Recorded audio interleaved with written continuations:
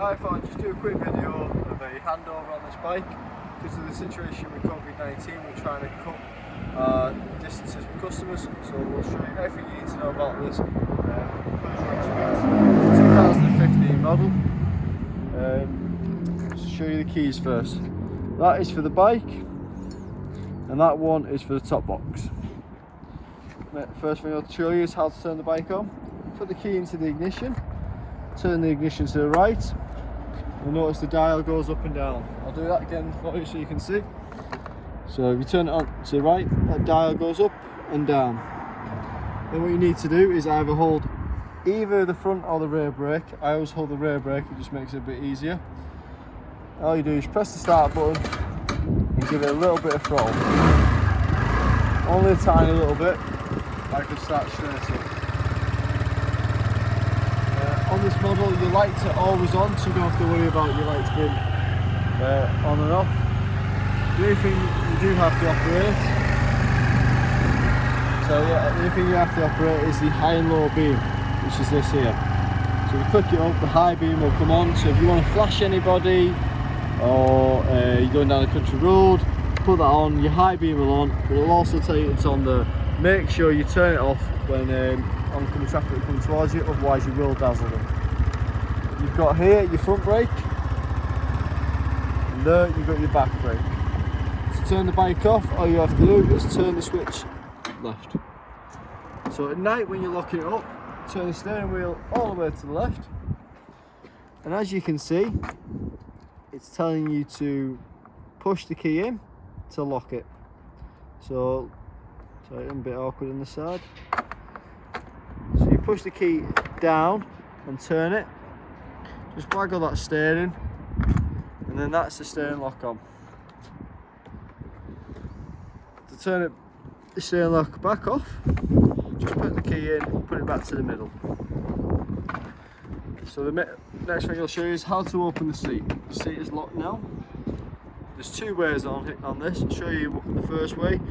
In case the battery ever dies, it's the only way you would be able to get into the seat. It's the same as when we lock it. The only difference is, instead of pushing it in, we just turn it. And as we turn it, see, the latch will unlock. There is another way to unlock the seat if you struggle with that. You turn the ignition on, and on the high and low beam, if you just press the button down, you can hear it unlocking the seat. Why we're under the seat, but your fuel just here. All you have to do is unscrew that. It's got a nice full tank of petrol.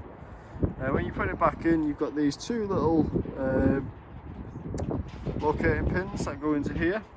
Just line them up and twist it to lock. It should be one arrow pointing backwards and one arrow pointing forwards. If you look inside the seat bucket, you've got a little switch here that says lock and unlock. If you put it to the lock position, the bike won't run. It's like a backup kill button for the bike. I can immobilise the switch. So make sure you have it on unlock to start the bike. To close it, push down, and then that's locked.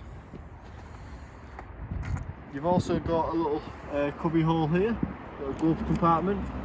Put the key in, turn it, and there's your little toolkit. You can keep your phone and bits and bobs in there, and that's lockable. We'll also show you the top box. So as I said in the beginning, that's your key for the top box. All you have to do is put the key in, turn it, as you've turned it, lift it up. You can remove the top box if you don't want it on by unscrewing this quick release bolt.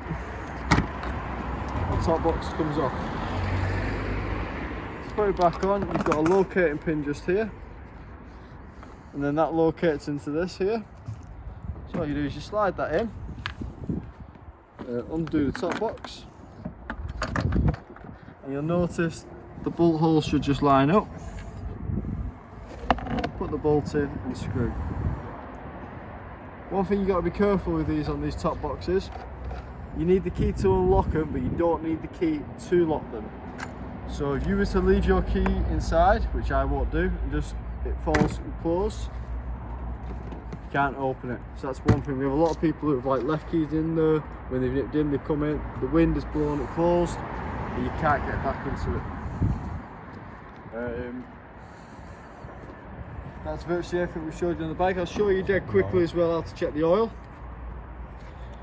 So on the right hand side of the bike, just by the exhaust, you've got a dipstick. All you need to do is just unscrew it out.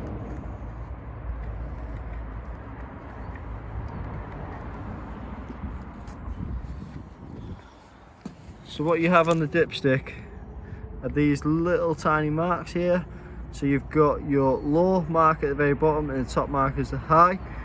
The engine does have to be cold and not been run for at least 20 to 30 minutes. So if we just run it now, it won't give us an exact reading.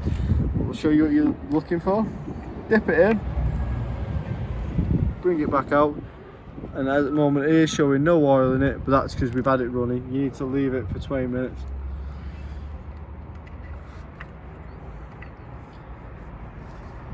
And then the one thing you've got to make sure to do is when you're screwing it back in, make sure it's tight and doesn't come loose. That's everything on this Peugeot Tweet. If you've got any questions or anything you need to ask us, just give us a ring on 0151 424 4207 or contact us on Facebook. Thank you.